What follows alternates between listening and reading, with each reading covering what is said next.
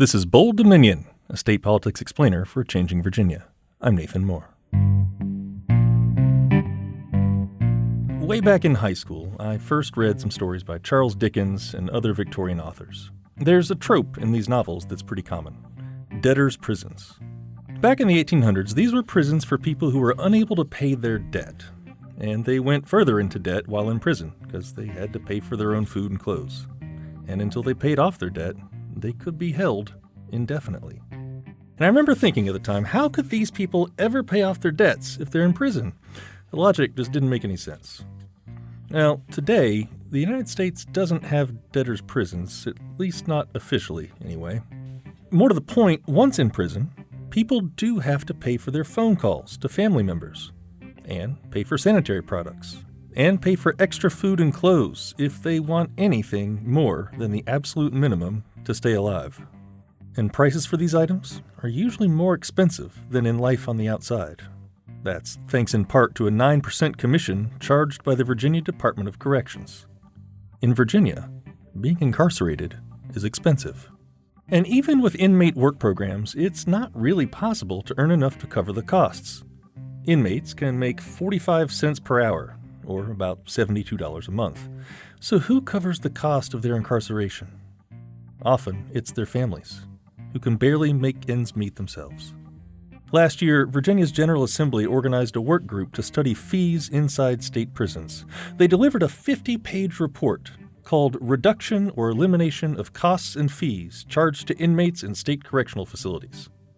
Well, the report called for the elimination of fees for phone calls and video calls, that these were really important for inmates to connect with their families and make them less likely to offend when they get back out. The report also called for the elimination of upcharges at the prison commissaries, and an increase in how much the state spends on prisoner meals, so that inmates don't need to use the commissary so much. Well, in this year's General Assembly session, lawmakers introduced some bills to implement those changes. Later in the episode, we'll talk with Delegate Irene Shin. She explains how these bills have been received in the General Assembly and what comes next.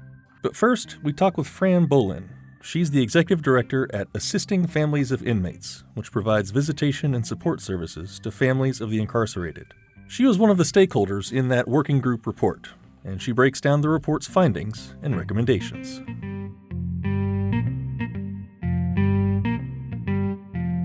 The impetus for the work group was legislation last year, Senate Bill 441 and House Bill 665, that were then turned into a directive to the Department of Corrections to convene a work group to look comprehensively at fines and fees and charges that are represented in the State Department of Corrections. I wanted to focus kind of specifically on the communications and commissary fees that inmates face in prison. I was curious if you could kind of give us an idea of what it's like right now to communicate with families and loved ones while incarcerated. What does communication with the outside world look like, and what are its costs? Yeah, so communications, actually, the work study was divided into 3 separate subcommittees, and those are communications, commissary, and then financial fines and fees. Communications covered the telephone system, our tablet system, and video visitation with family and friends. With the telephones, and of course, all of this is subject to your security level and your status in the facility. But essentially, I believe that phones are available 14 hours per day, especially at the lower levels. Our current telephone rates are 4 cents a minute at a cost of 4 cents per minute. A 20-minute phone call would be about 82 cents. And every 90 days, the Department of Corrections pays $250,000 for the licensing and software fees associated with that system. So $1 million a year. For many listeners maybe listening to this, 4 cents a minute does not sound a lot, for example, if you're calling on the phone. I'm just curious, could you break down a little bit further, like how are they paying this cost and how much money do they make, and what does that burden of like 4 cents a minute on a phone look like? Well, most of our communications in Virginia are paid for by the outside, family and friends. And so those costs are borne by folks in the community. If we were looking at what incarcerated individuals make. It's my understanding that there are three scales of employment: unskilled, which make maybe a max of $43 per month; semi-skilled individuals who can make up to $56 a month; and then skilled workers within the facilities who can make up to $72 a month. So obviously, in the scope of all that we may need inside, those amounts are very modest. Another thing I noticed in the report that it was pretty interesting to me is that they highlighted the link between communication and rehabilitation. The idea that communication with family and loved ones is like a very strong benefit and improves outcomes once someone leaves being incarcerated. I'm curious, could you expand on that idea of that link between communication and rehabilitation? Yeah, and I'd say that that's one of the very basic tenets that we work by and under here at AFOI, and that's always been our belief. We started in 1978 with volunteers and personally owned vehicles to take family members to facilities for contact visitation. And obviously, we have grown since that time. But any connection that is provided between a family, however you may define those folks to yourself. So it could be close friends, but whoever is your support system, both that family in the community and the children and the incarcerated individual, we believe are going to do better throughout the period of incarceration, staying in touch with their loved ones on the outside and knowing what's going on with the family, still feeling involved, still feeling like they're able to parent and be part of, the family unit is really important.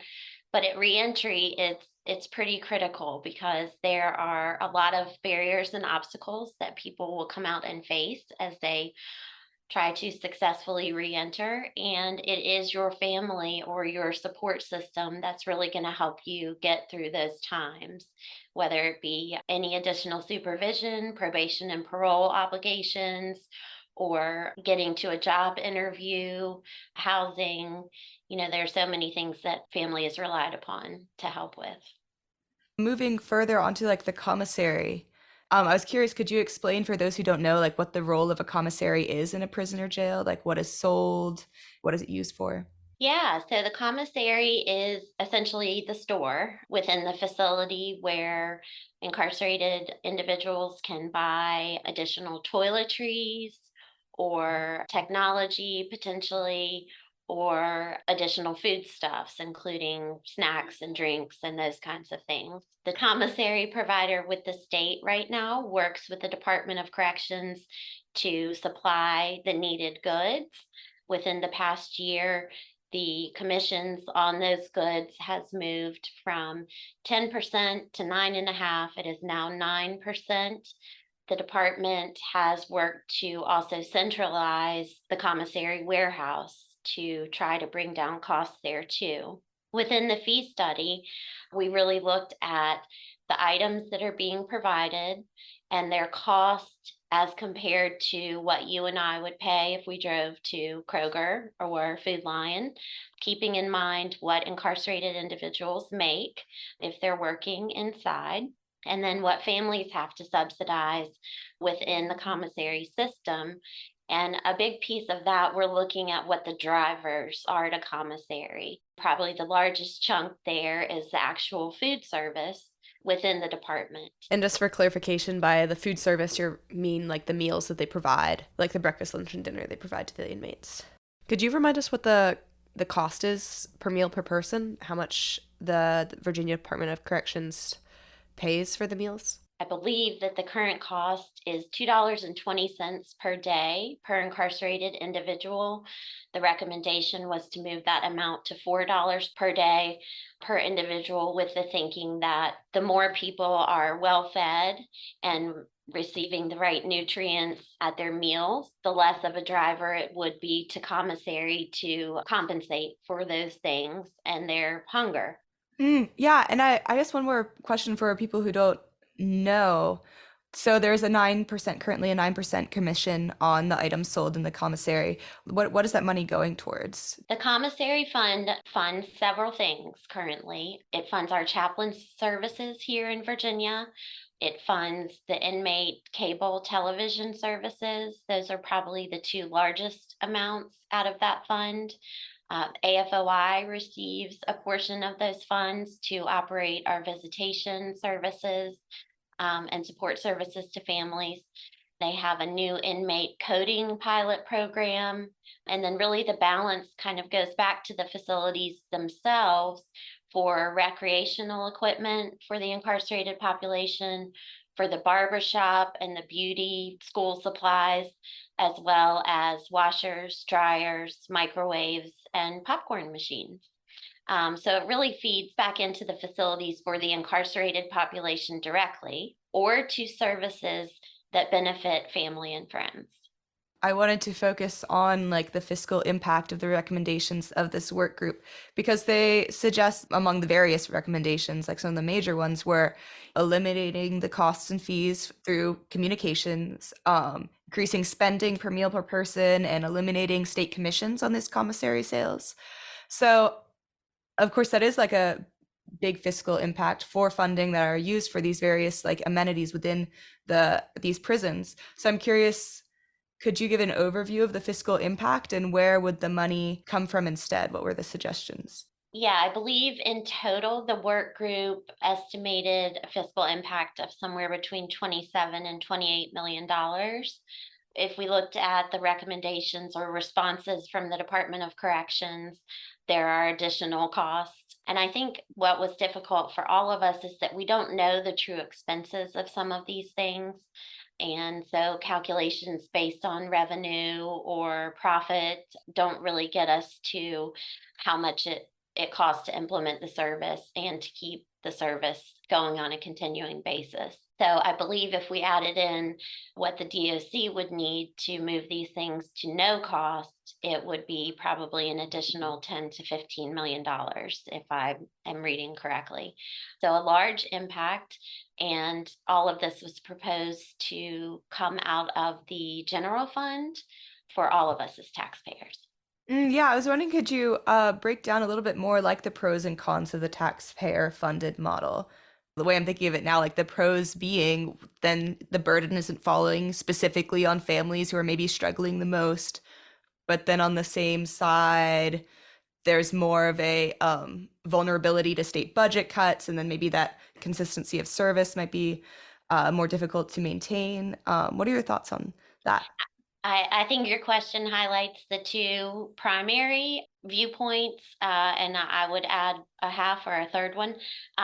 Obviously, we understand the impacts that are placed on families in order to stay connected with their loved ones. And I can only speak to our services here at AFOI, but what we consistently try to do is drive down those costs to family and friends. We have always believed in a family investment model, but it is not to be the primary driver of funds, recognizing the situation that they are facing. So when you look at these massive systems and you understand collectively the amounts that we're talking about, yes, you want the families not to shoulder or burden the extent and the totality of those costs. As you have said, putting these things out into the general fund does put them at risk each year for sustainability. And as we all continue to grow and expand, and again, I can only speak to our services, but for instance, our video visitation program that operates with the state is only 3 years old. We have not stopped expanding since we've started implementation. We unexpectedly had this in pre-COVID, and it has just continued to grow. The Department of Corrections has received an additional $3 million ARPA funding grant to continue to really build out a pretty comprehensive, one of the most state comprehensive infrastructures for video visitation that I know about, having studied this for a couple of years now. And in that way, we believe that we're able to continue driving down costs while increasing access. because of the uncertainty of general fund dollars in a sustainable way. And the last concern there that we would have would be around the piece I touched on before, is not really knowing the full expenses. And for those of us that work with this system each and every day, how these things would be operationalized within the institutions if they were not fully funded. Say that DOC was extremely transparent in their provision of items and data to the state level work group, and that we all recognize how large these issues are, and that a 4-month study just highlighted how extensive and how big these issues are. And, that it's definitely worth continuing study for all of us to improve the systems here in Virginia for family and friends and the incarcerated population. That was Fran Bolin, Executive Director at Assisting Families of Inmates. After a short break, we talk more about how some of those work group recommendations made their way to the floor of the General Assembly. You're listening to Bold Dominion, a state politics explainer for a changing Virginia. You can visit us online at bolddominion.org. And I want to tell you, we are looking for good ideas to cover in future episodes. If you've ever had a question about state politics, just something that didn't make sense, and you just want somebody to help explain it to you, please let us know. Shoot us an email at bolddominion@virginia.edu. Anyway, you can always find us on Apple Podcasts, Spotify, or wherever fine podcasts are served up. Go ahead and subscribe. Hey, leave us a nice review while you're there. Bold Dominion is a member of Virginia Audio Collective, featuring more than 24 podcasts at virginiaaudio.org. And we're back. In the second half of today's show, we continue our discussion about prison fees in Virginia. And we're joined by Delegate Irene Shin, telling us what's happening inside the General Assembly. Shin sponsored a bill eliminating some costs and fees inside local jails. Meanwhile, in the state Senate, Jennifer Boysko sponsored a bill eliminating communication costs in state prisons. Both bills failed in the Republican-majority House of Delegates. Seems the working group's recommendations are not going to happen this year. Shin breaks down the obstacles her legislation faced in the General Assembly, as well as some distinctions between state prisons and local jails. So I've been long concerned about the industrial prison complex and the way that our local jails are structured allow for so much opacity in the way that they make profits. And it was a similar issue that was happening both at the state level and the local level. And so I really wanted to concentrate on the local level because, one, there was a lot of folks who were already working on the state level. But two, a lot of the times for folks who are in jails, they have not yet been convicted and they're just awaiting trial. And so for these folks to also be exploited in this way seems, maybe particularly heinous. Yeah, and you mentioned opacity of profits, which was leading into my next question because there was also a work group report on local jails, but it ran into a few more roadblocks than the one on state prisons. I was curious, could you summarize what happened there if you know? Sure. So HB 1053, I think last year was my bill, and that bill was turned into a work group. And so we required a number of stakeholders to come together to come back to us with recommendations on how do we address the price gouging that's happening in local jails. The work group ultimately was essentially a failure, right? They failed to produce a report that had consensus from the stakeholders who were a part of the work group. The work group consisted of folks who were like your sheriffs, who are often the folks that are on the front lines in the jails, but also had a number of advocate organizations, and it also included the regional board for local jails. And so when I say that they were a failure, I mean that they really weren't able to work together. Some of it was, I think, intentional, stonewalling. They wouldn't show up to meetings, so they would be prevented from having quorum. And obviously a quorum is necessary for any of these bodies to be able to do their business. In some other ways, they provided documentation that was asked for that was completely redacted, rendering the document actually effectively useless. So for example, I know some of the sheriffs provided documentation that was so badly redacted that we didn't understand and had no visibility into what were the profits that they were making, what were the commission structures in which they were getting incentives from their vendors, or with whom were they doing business, right? So I think during that jail work group process, they were actually able to uncover this sort of next heinous thing that's happening, which is that local jails and their vendors are selling private persons private personal data around who are you calling, where's that call being received, what are those phone numbers, and selling that data, which is not only a breach of privacy for the person who's incarcerated, but also for the folks who are receiving the phone calls, right? It's none of it makes any sense. And for them to come to the table with such little forthcomingness and willingness to have a conversation about transparency was really disappointing and frustrating for me. You're kind of like well known in the House for when you are speaking, like showing demonstrations and visualizations of the candy and snacks that you can find in these commissaries and comparing those prices with what you would find outside of jails. We talked about this earlier in an earlier interview about the state prisons, but I was curious if you could elaborate further on the costs and prices that you find inside of jails, since they are a little bit different. Sure. So one of my favorite examples to use is a single packet of mayo. So at the Arlington commissary, a single packet of mayo costs $1.25. And of course, this is Duke's brand, right? So you're not going to get Duke's brand of mayonnaise at the Arlington County Jail, but you still shouldn't have to pay $1.25 for it, right? That's the takeaway. And if you go to Target, if you and I went to Kroger and bought a variety pack of oatmeal, right? Like Quaker's oatmeal, you and I might pay something like $3.50 maybe. This same box of variety pack oatmeal at the Arlington commissary costs $8.50, right? So you're talking about a 2x, 3x, sometimes 4x markup on some of the items that are being sold there. And it's not just about the goods that you can buy, because some of the stuff is just like basic essentials, right? We're talking about bars of soap or shampoo or toothbrushes, and to have markups on things that should be basic commodities for a person to, sort of maintain their dignity while incarcerated is so incredibly important. But it's not just the goods, it's also the services. There are some places, where a phone call, if you're in jail, 15 minutes of a phone call can cost you $1.30, like Richmond City Jail.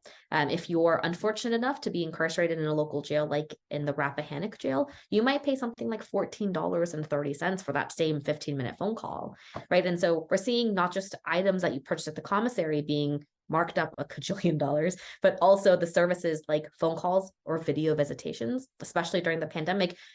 These jails and prisons and state prisons, they were all under lockdown. So physical in-person visitations were barred and prohibited to, make sure that the population inside were staying safe. But to then also say, we're not going to allow people to come visit. And if you want to do a video visitation, it's going to cost you $12 for a 20-minute call. I'm curious, like moving on to the bill that you presented in this this year's General Assembly. I was curious, could you just like break down what the components of it were? Sure. So the bill that I introduced this year, HB 2039, was pretty similar, if not exact, to the same bill that I carried last year, HB 1053, before it was converted into a Section 1 bill that mandated the work group. A couple of the elements of this bill. One is limiting the profit margin that a jail and a sheriff can make on those goods that they sell at the commissary. It would have been priced at 10% of the maximum. So if you and I were able to go to Kroger to buy this box of oatmeal for $3.50, the jail could sell that box of oatmeal for a 10% markup of whatever the regional cost of that product is, understanding that there are discrepancies in the way costs are in Northern Virginia versus maybe in Albemarle County, right? It also allowed for free phone calls for folks who were incarcerated. And we also tried to ensure that the proceeds that were being made from the commissions or their incentives from the vendors were going back to be reinvested in programs that helped the inmates. Yeah, could you explain for people who weren't following this, like what obstacles did it face in the House? I guess specifically it was laid on the table. So could you explain what that also means? Yes, totally. So yes, the bill was laid on the table, which is like the nice term of killing a bill. And essentially, there are procedural differences to just defeating a bill and laying it on the table. Lay on the table effectively kills the bill, but procedurally, it leaves an opening for it to technically be picked up off the table at a later date before crossover. And so it's, procedurally keeps it alive, but effectively dead. I think some of the obstacles we faced coming into this session for this bill was that, one, the work group had failed to produce the recommendations that, we really wanted to understand. I feel heartened that there was consensus from the members of the committee that, hey, we actually want to understand better. We want to understand the data. We want to understand the numbers for how much exactly are you profiting, right? And where is that money going? If you go back and watch that subcommittee hearing, there was a deputy sheriff, I think from Norfolk, who came and said, they spent more than $1 million in programs for the incarcerated folks at their jail. But according to their budget that they have to disclose, it said $0 were used in programs. And so my question is which one is telling the truth, right? Does the budget reflect where those funds were actually spent, or is what you're telling me true? Because in a number of places, I won't name names in terms of counties and localities, but there are a number of places where some of these commissions that they're making from the vendors are going to pay deputy sheriffs year-end bonuses.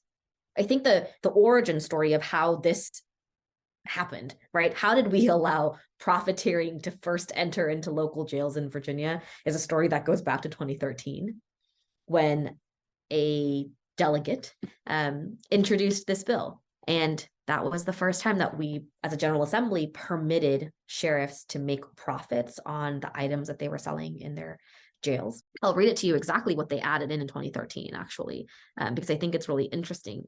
The line that they added in to code in 2013 with Delegate Stolley's bill was any other profits may be used for the general operation of the sheriff's office. Whereas previously, what it used to say was the net profits from the operation of such store that are generated from the inmates' accounts shall be used within the facility for educational, recreational, or other purposes for the benefits of the inmates as may be prescribed by the sheriff. Right? So you're like, great, programs, I'm all for it. But then when they added in that sort of sneaky line of any other amount of money can be used for the general operation of our sheriff's office, that's when you started to see the stuff kind of go haywire. This is a big source of funding for them. Like, they need this revenue. But the way that they defend literally price gouging incarcerated people and their families is to say, hey, we're spending this money back in programs that benefit the incarcerated folks, right? And I actually love that. If we're spending money to help them re-enter as successful members of our community, if we're helping them re-enter with college education or high school diplomas or workforce training, I am all about that, right? And so I think next year what we'll probably do is just remove that piece of code that they entered in 2013. We're going to say, great, like, keep the funding, fine, but like only for the benefit of programs that directly help the folks that you're incarcerating. And so when you're saying, hey, like, not only are we going to be price gouging a captive market within a local jail, that impact is felt not just on the disproportionately Black and brown population who are behind bars, but also their families who are at home, who are often women, disproportionately Black and brown women, and disproportionately low income Black and brown women, right? And so when we're talking about who's feeling the brunt of this and who's actually the one funding these year-end deputy sheriff's bonuses, I want to get to a solution where it's not women and it's not Black and brown women and it's not incarcerated people, right? If there is a funding problem where our localities need to be fully funding our sheriffs and their jails, like, that is a burden that they need to figure out and work their budget for, but not something that they can pass off to the folks that they're keeping incarcerated. This is not like necessarily the end of this topic. There is the possibility to allocate these funds for the Department of Corrections through the budget process in the General Assembly. I was curious, could you explain that strategy further, and how effective do you think it will be this year?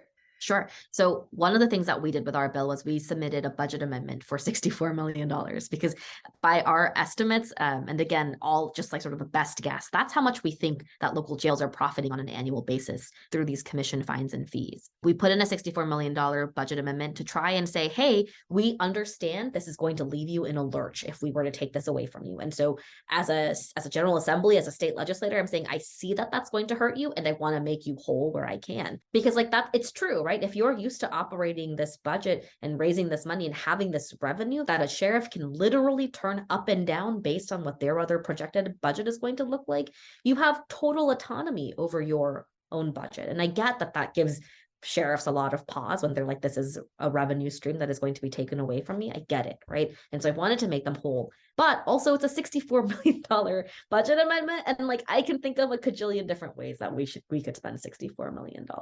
And I would like to see localities take on that burden of making their budgets whole and fully funding the needs in the jails and for the programs of their incarcerated folks. This is actually interesting because I think it tells us a story of where we're going moving forward. I'm optimistic about what's happened on the Senate side for the DOC phone calls.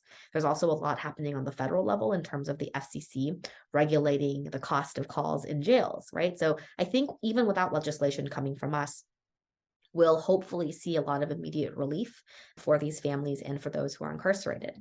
The one silver lining that came out of the bill this year, even though it died, was again this consensus that there is something wrong with the way that local jails are profiting off of the folks that they have incarcerated. I think that's been a bipartisan consensus. Last year, when HB 1053 made it out of the session and was, a Section 1 bill that mandated a work group, it was a bipartisan bill that passed our House chamber and the Senate chamber on bipartisan lines. And so to think that there is some consensus, some acknowledgement that this isn't really working the way that we intended it to, I feel optimistic about that fact. And hopefully we can come back next year with something that will get across the line, that will appeal to everyone's sort of common sense and hopefully their compassion. Thanks to Delegate Irene Shin and Fran Bolin for speaking with us today. My name's Nathan Moore, and I'm the host of Bold Dominion. Our producer and editor this week was Alana Bittner. You can find us online at bolddominion.org. And don't forget to subscribe. It's just a click away.